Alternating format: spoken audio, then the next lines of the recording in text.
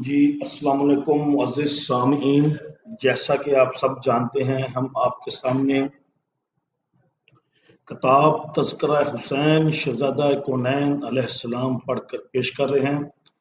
یہ کتاب لکھی ہے میرے پیر و مرشد حضرت ابو انیس محمد برکت علی لدھیانوی قدس العزیز نے، اور مجھے سعادت حاصل ہو رہی ہے اللہ کے فضل سے اس کتاب کو پڑھنے کی اور یوٹیوب پر پیش کرنے کی، تاکہ جو دوست جن کے پاس ٹائم نہیں ہے وہ اپنے گاڑی کے اندر لگا کر یہ سن سکتے ہیں، اپنے موبائل کے اندر سن سکتے ہیں، اور جس طرح چاہے سن سکتے ہیں، کیونکہ تذکرہ حسین عین عبادت ہے، اور میں چاہتا ہوں ہر کوئی تذکرہ حسین سے سرفراز و فیض یاب ہو۔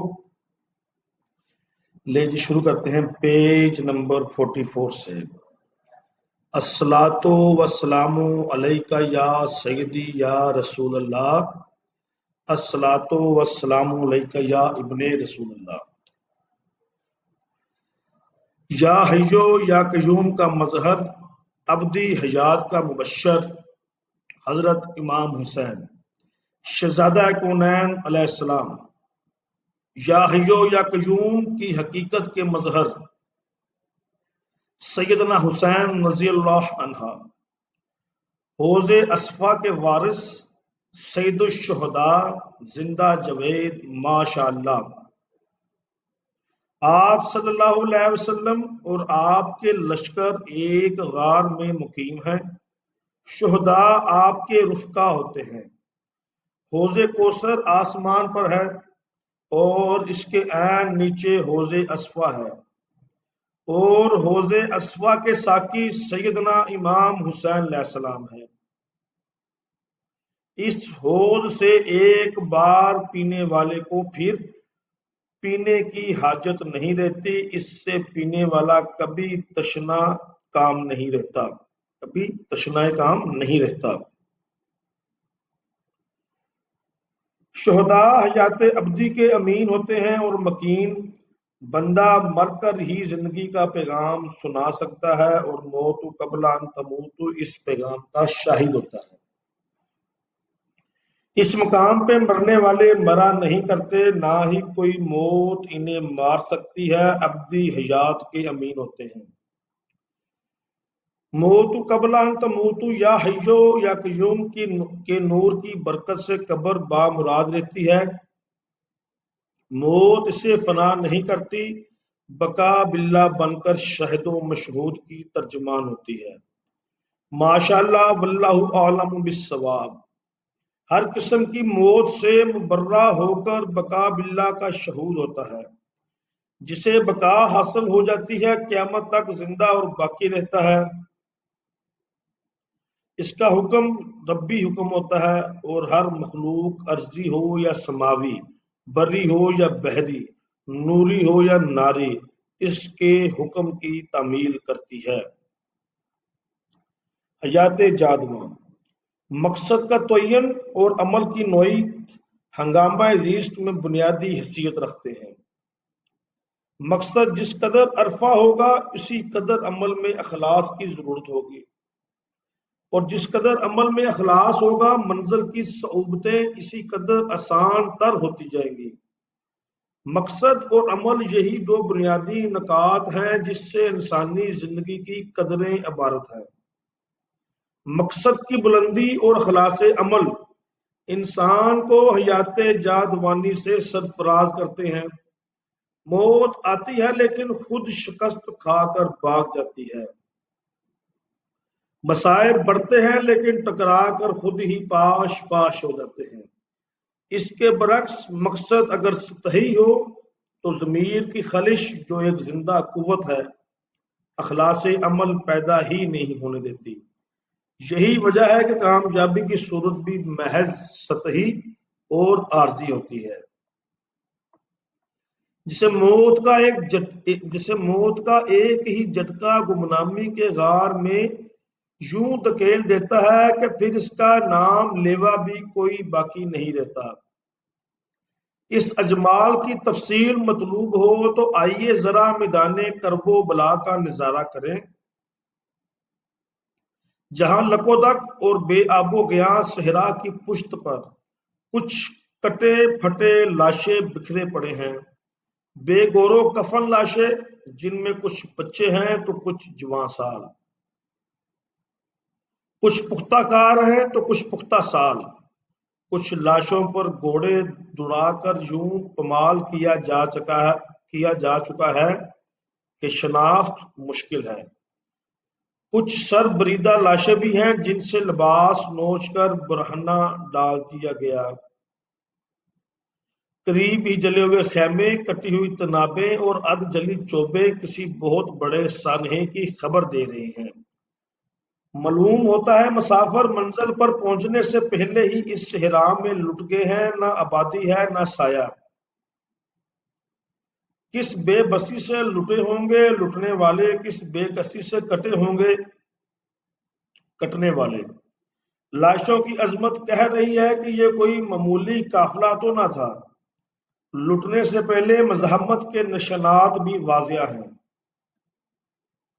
جوان مرد مزاحمت کیا ہی کرتے ہیں، اور اس جدوجہد میں اگر موت آ جائے تو بعید از قیاس نہیں۔ لیکن یہ مزاحمت تو کچھ اور ہی اشارہ کر رہی ہے۔ یہ لاشیں جس انداز میں پڑے ہیں اس کی ترتیب کہہ رہی ہے کہ مقابلے میں نوجوان اور بچے پہلے قتل ہو چکے ہیں، جبھی تو انہیں خیمہ گاہ کے قریب ترتیب سے ڈالا گیا ہے۔ صحرا میں بکھرے ہوئے لاشیں جن میں ایک خاتون کا لاشا بھی شامل ہے اسی طرح پڑے ہیں گویا انہیں سمیٹنے کی پھر کسی کو مہلت نہ مل سکی، یا پھر شاید کوئی باقی نہ بچا کہ انہیں سنبھالتا۔ آئیے اس دشت بلا سے ہی پوچھیں کہ تیری پشت پہ یہ کیا قیامت گزری، کہ تیری پشت پہ یہ قیامت کیا گزری۔ یہ جو خونی ڈرامہ کھیلا گیا اس کی نوعیت کیا تھی، وہ بات کیا تھی جس کے باعث یہ بھیانک کھیل رچایا گیا۔ قاتل کون تھے اور وہ کیا چاہتے تھے، مقتول کون تھے، کہاں سے آئے تھے، اور ان کے پیش نظر منزل کون سی تھی۔ ایسا دل دوز منظر تو شاید آج تک چشم فلک نے بھی نہ دیکھا ہوگا۔ وہ دیکھیے صحرا کے ہونٹ کپ کپا اٹھے، اس کی چھاتی جذبات کی شدت سے دہکنے لگی، ریت کے ذرے شراروں کے روپ میں ڈھل گئے۔ اس کے چہرے کی تمازت نے فضا کو شعلہ بار بنا دیا۔ سنیے اس کے کپ کپاتے ہونٹ، اس کی لرزتی آواز کس کرب سے کوئی داستان کہہ رہی ہے۔ داستان علم گوشے ہوش سے سنو تو اس داستان علم میں کتنی داستانیں بھری پڑی ہیں، جرأت و ہمت کی، شجاعت و بصالت کی، اصرار و مروت کی، معدت و اخوت کی، ارادت و عزیمت کی، حق و صداقت کی، شرافت و نجابت کی، غرض کے انسانی شرف کے وہ تمام جلی عنوان اس داستان میں پنہاں ہیں جو عالم انسانیت کے لیے چراغ راہ یا نشان منزل ہے۔ یوں دکھائی دیتا ہے جیسے صحرا کے سینے میں ایک آتش فشاں بھرا پڑا ہے، ایک لاوا ہے جو ابلنے کے لیے مچل رہا ہے۔ کیوں نہ ہو کہ اس صحنِ عظیمہ نے اس دشت کے نام کو بھی بھیانک بنا دیا ہے۔ رہتی دنیا تک جب بھی کہیں مصائب و آلام کا تذکرہ ہوگا، دشت کربلا کے حوالے سے اس کی سنگینی کا احساس دلایا جاتا رہے گا۔ کربلا کی سسکتی فضائیں، اس کے بے برگ و بار اور اجڑے اجڑے نخل، اس کے پہلو میں بہتا ہوا فرات، سبھی اس داستان کے امین ہیں۔ تو ہاں، تم سب کہو یہ ماجرا کیا تھا؟ آواز آئی، کیا تم میں یہ سکت موجود ہے کہ اس قافلے کے لٹنے کی روداد سن سکو؟ تم میں یہ حوصلہ ہے کہ ان پاکیزہ مسافروں کے مصائب و آلام کی کسی ایک کہانی کا منظر بھی ذہن میں لا سکو؟ نہیں نہیں، نہ ہم میں کچھ کہنے کا حوصلہ ہے نہ تم میں کچھ سننے کا یارہ، البتہ کچھ مختصر بات یوں ہے کہ اس دھرتی پر لٹنے والا قافلہ ان مقدس ہستیوں پر مشتمل تھا جس کی نظیر و مثیل دنیا نے دیکھی نہ سنی۔ ان کا تعلق اس خاندان سے تھا جس کو اللہ تعالیٰ نے نبوت کے لیے خاص طور پر منتخب فرمایا اور سرفراز کیا۔ اللہ کا وہ برگزیدہ نبی صلی اللہ علیہ وسلم تمام انبیاء کا خاتم اور امام تھا۔ وہ نبی رحمت تھا جس نے عالم انسانیت کو تاریکیوں سے نکال کر روشن راہوں سے روشناس کرایا، گمراہیوں اور ذلتوں سے اٹھا کر تہذیب کی بلندیوں پر پہنچایا۔ یہ قافلہ اسی نبی رحمت صلی اللہ علیہ وسلم کے جگر گوشوں اور قربت داروں پر مشتمل تھا۔ سالار قافلہ اسی نبی صلی اللہ علیہ وسلم برحق کی لاڈلی بیٹی کا لخت جگر تھا، جس بیٹی کے بارے میں آپ صلی اللہ علیہ وسلم نے فرمایا تھا، فاطمہ رضی اللہ تعالیٰ عنہ میرے جگر کا ٹکڑا ہے، جس نے اسے دکھ پہنچایا اس نے مجھے دکھ پہنچایا۔ اور یہ سالار قافلہ حسین علیہ السلام اسی دختر رسول صلی اللہ علیہ وسلم کا جگر گوشہ تھا۔ یہ مقدس قافلہ مدینہ سے چلا مکہ ٹھہرا کوفہ کا عزم تھا کہ راستے میں گھیر کر یوں ذبح کر دیا جیسے ان سے کوئی تعلق خاطر ہی نہ ہو۔ محسن کشی کی بدترین مثال اگر کسی نے دیکھنی ہو تو میرے سینے پر کھیلے جانے والے اس بدترین اور ہولناک کھیل سے بڑھ کر آپ کو کہیں نہ مل سکے گی۔ تاریخ عالم میں یہ ہوتا آیا ہے کہ اقتدار پرست اور جاہ طلب قوتیں ہمیشہ حق پرست اور حق طلب قوتوں سے برسرے پیکار رہیں۔ ان کا وجود ہمیشہ غلبہ و اقتدار کے پرستاروں کے لیے ایک چیلنج رہا۔ اپنی جھوٹی انا اور فانی اقتدار کے تحفظ کے لیے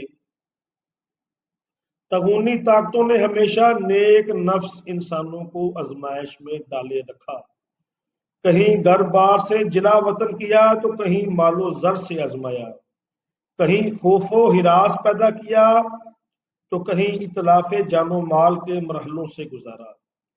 نیکی اور بدی کی یہ تاریخ اتنی ہی پرانی ہے جتنی کہ خود انسان کی۔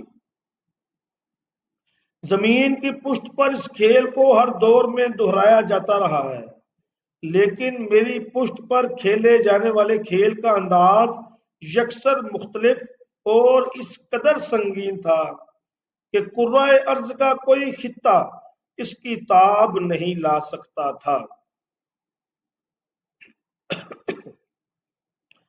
وہ تمام آزمائشیں، وہ تمام مصائب و آلام جو پہلے زمانوں میں رائج رہیں، وہ سب کی سب اس مقدس قافلے پر آزمائی گئیں۔ وہ چاہتے تھے کہ نیکی کے یہ پیکر بدی کے سامنے سپر انداز ہو جائیں، حق گوئی اور حق بیانی چھوڑ کر اقتدار کے سامنے سر تسلیم خم کر دیں۔ لیکن حق کے ان متوالوں نے جس جرأت و پامردی سے ان علام و مصائب کو خندہ پیشانی سے برداشت کیا، رہتی دنیا تک کوئی اس کی مثال پیش نہ کر سکے گا۔ یہ سب لاشیں جو میرے سینے پر بکھرے نظر آتے ہیں سب راہ وفا کے شہید ہیں، اس راہ وفا کے جس کو محسن انسانیت صلی اللہ علیہ وسلم نے روشن کیا تھا۔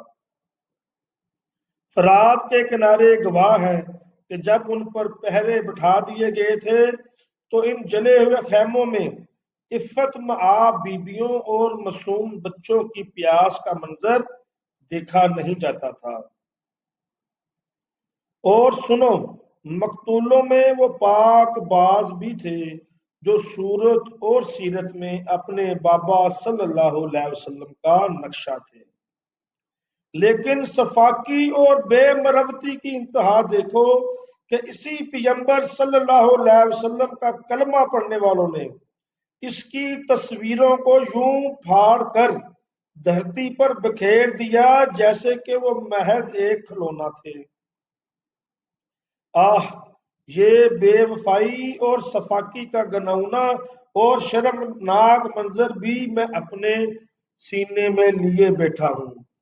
اگر تم کچھ اپنے میں حوصلہ پاتے ہو تو میں تمہیں بتاتا ہوں، حسین علیہ السلام جو نبی صلی اللہ علیہ وسلم کے نور عین تھے، کس طرح نرگے میں لے کر شہید کیے گئے، اس کے بچوں، بھتیجوں اور بھانجوں کو کس طرح ذبح کیا گیا، اس کے اہل بیت کو کس طرح قیدی بنا کر لے جایا گیا۔ کوفہ اور دمشق کے واقعات تو ان کے در و دیوار سے پوچھو۔ البتہ حسین علیہ السلام کے لاشے سے لباس نوچنے، سر کاٹنے اور جسد اطہر کو گھوڑوں کی ٹاپوں میں روندے جانے کا منظر جب یاد آ جاتا ہے تو میں لرز اٹھتا ہوں۔ میرے لرزنے سے دشت و جبل کے مکین الامان و الحفیظ پکارنے لگتے ہیں۔ آہ، وہ سر اقدس جو کبھی سرور کائنات صلی اللہ علیہ وسلم کی گود کی زینت ہوتا تھا، نیزے پر اچھالا گیا۔ نانا صلی اللہ علیہ وسلم کی چھاتی پر لیٹنے والا جسد اطہر نیزوں اور تلواروں سے چھیدا گیا۔ وہ دہن مبارک جو کبھی بوسہ گاہ رسول صلی اللہ علیہ وسلم تھا، اس کی بے حرمتی کی گئی اور اس حقیقت سے بالکل آنکھیں بند کر لیں کہ حسین علیہ السلام نبی کی لخت جگر، خاتون جنت فاطمہ الزہرا کا لخت جگر بھی ہے اور نبی صلی اللہ علیہ وسلم کا نور العین بھی۔ حسین علیہ السلام اور اس کے اہل بیت پر ڈھائے گئے مظالم سے نہ صرف حضرت بطول رضی اللہ تعالیٰ عنہ بلکہ اللہ کے رسول صلی اللہ علیہ وسلم بھی تڑپ گئے ہوں گے۔ نہ جانے روز محشر اس مقدمے کی سماعت میں کیا کچھ ظہور میں آئے۔ آہ، اس داستان ظلم و بربریت کو کہاں تک بیان کروں؟ البتہ ایک بات ضرور کہوں گا، حسین علیہ السلام نے اپنے خون کے جو قطرے میرے حوالے کیے تھے، وہ میرے پاس ان کی مقدس امانت ہے۔ یہ امانت ہر دور میں ایسے پاک باز انسانوں کو بقدر ظرف پہنچتی رہے گی جو ان کے ارفع و اعلیٰ مقصد کی پاسبانی کا عزم رکھتے ہیں۔ جی معزز سامعین، پیج نمبر 50 تک ہم نے پڑھا ہے اور امید کریں گے یہ آپ کو پسند آئے گا اور آپ نے خود بھی سننا ہے اور آگے اپنے دوستوں تک بھی شیئر کرنا ہے، کیونکہ تذکرہ حسین عین عبادت ہے۔ شکریہ۔ الصلاۃ والسلام علیک یا رسول اللہ، الصلاۃ والسلام علیک یا ابن